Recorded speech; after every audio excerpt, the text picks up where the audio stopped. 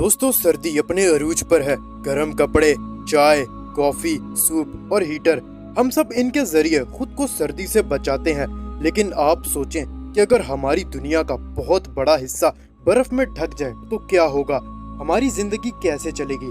दरअसल ऐसा पहले भी हो चुका है और इस वीडियो में मैं आपको आइस एज के मुतालिक बताऊंगा, तो वीडियो को एंड तक जरूर से देखना। आइस एज एक ऐसे पीरियड को कहते हैं जब हमारी जमीन का टेम्परेचर बहुत नीचे गिर जाता है, यानी शदीद सर्दी।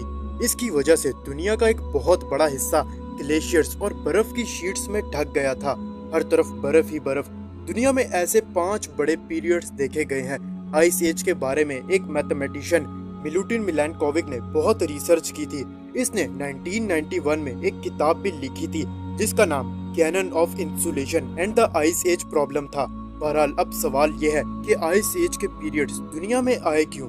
दोस्तों, साइंटिस्ट का मानना है कि इसकी एक बहुत बड़ी वजह सूरज की रेडिएशन हो सकती है। सूरज की रेडिएशन अगर जमीन तक कम पहुंच रही हो तो जमीन का टेम्परेचर नीचे गिर जाएगा, यानी सूरज की रोशनी का जमीन तक कम पहुंचना। यही दरअसल आइस एजिस की एक बहुत बड़ी वजह थी।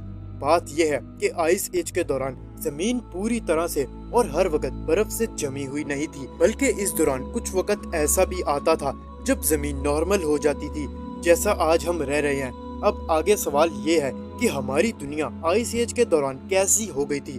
तो दोस्तों, जमीन का टेम्परेचर नीचे गिर जाने की वजह से आइस एज के दौरान जमीन में बहुत ज्यादा तब्दीलियां आ गई थी, जैसे नॉर्थ अमेरिका और यूरो एशिया वगैरह। ये जगहें पूरी तरह से बर्फ की शीट से ढक गई थी। सर्दी की वजह से जमीन ड्राई हो गई थी। समंदर में पानी का लेवल नीचे चला गया था।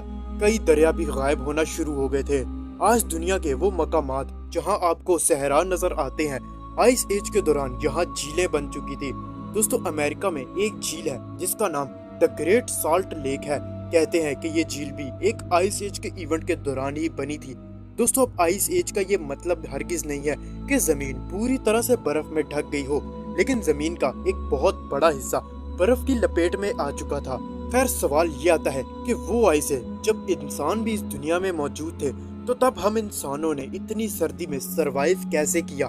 दोस्तों, अल्लाह ताला ने हमें हर तरह के माहौल में सरवाइव करने की ताकत दी है। साइंटिस्ट का कहना है कि उस दौरान इंसान नट्स और बेरीज खाकर गुजारा करते थे। ये लोग भेड़ों और परिंदों का भी शिकार करते थे। और तो और ये भी माना जाता है कि जो लोग उस दौरान अफ्रीका में रहते थे उनके लिए इतना मसला नहीं था, क्योंकि उस एरिया में आइस एज का असर इतना ज्यादा नहीं था। लेकिन जो लोग शदीद बर्फानी इलाकों में रहते थे वो लोग भी इस ठंड में सरवाइव करना सीख ही गए थे। लेकिन जमीन का कुछ हिस्सा ऐसा था जहाँ इंसान जाते ही नहीं थे, जैसे आज अंटार्कटिका है जहाँ आज हम इंसान नहीं बसते, क्योंकि ये कॉन्टिनेंट बर्फ से ढका हुआ है। टेक्निकली आज भी हम लोग आइस एज में ही रह रहे हैं, लेकिन आइस एज के उस इवेंट में जब जमीन बिल्कुल नॉर्मल हो जाती है, जैसे कि मैंने आपको कुछ देर पहले बताया।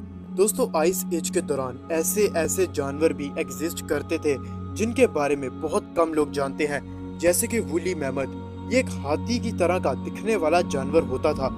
दोस्तों, इसकी खाल इतनी सख्त होती थी कि इस शदीद सर्दी के मौसम में ये बड़ी आराम से गुजार लेते थे।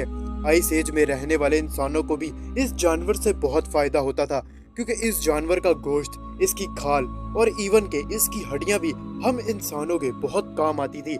उस दौरान एक और जानवर भी एग्जिस्ट करता था जो कि एक बहुत बड़ा हिरन होता था।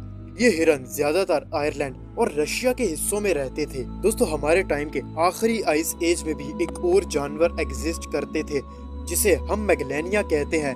जैसे आज हम कोमोडो ड्रैगन्स को देखते हैं, एक बहुत बड़ी छिपकली जिसका साइज 2 गाड़ियों के जितना होता था। ये छिपकलियां ऑस्ट्रेलिया के हिस्सों में रहती थी जहां आइस एज का इफेक्ट इतना नहीं होता था। दोस्तों, अब सवाल ये है कि क्या हम आइस एज के उस हिस्से में जा सकते हैं जहां हमारी दुनिया का बहुत बड़ा हिस्सा बर्फ में डूब जाएगा। तो दोस्तों, इसके चांसेस बहुत कम है। अगर सूरज से निकलने वाली रेडिएशन में कमी भी आ जाए तो जितनी पहले आइस एज के दौरान आई थी, तो भी आज ग्लोबल वार्मिंग के चलते आइस एज के आने के चांसेस बहुत कम है। तो आपको डरने की कोई जरूरत नहीं है। दोस्तों, अगर आपको ये वीडियो पसंद आई हो तो वीडियो को लाइक जरूर से करना। चैनल पर फर्स्ट टाइम आए हो तो चैनल को भी सब्सक्राइब करते जाना। मिलते हैं अगली वीडियो में।